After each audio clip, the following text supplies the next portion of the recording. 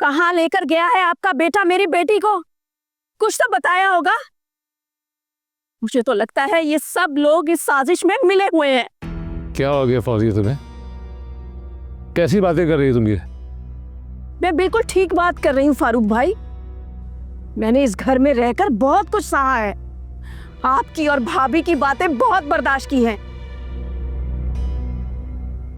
लेकिन अब मामला मेरी बेटी का है, बल्कि मेरी बेटी की इज्जत का है।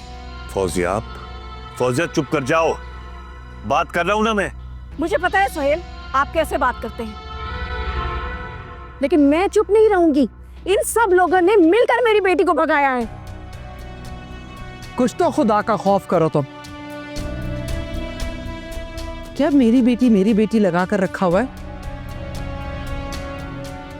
इस घर की बेटी है वजिया, हमारे घर की बेटी है वजिया, हमारे खानदान की इज्जत है।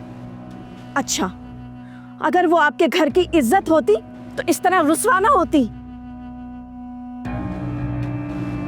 अब सच सच बता दे, कहाँ छुपाया आप लोगों ने मेरी बेटी को? फौजिया, हमें कुछ नहीं मालूम। हमें तो ये तक नहीं मालूम कि वहाज घर पे नहीं था। हमें तो उसको पता चला है कि जब तुम लोगों का फोन आया है।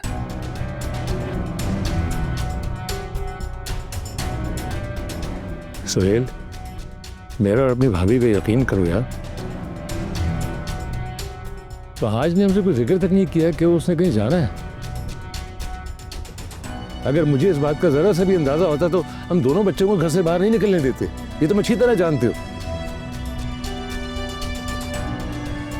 हम लोग तो खुद परेशान हैं। यकीन ही नहीं आ रहा कि वहाज ये सब कुछ कर सकता है। वो कैसे वजिया को कहीं लेकर जा सकता है, वो भी बगैर बताए। अभी फोन करके मालूम करे कहाँ है वो लोग। अरे जब से मुझे पता चला है मैं मुसलसल फोन कर रहा हूँ वहाज को, लेकिन फोन स्विच ऑफ जा रहा है उसका। क्या करूं मैं?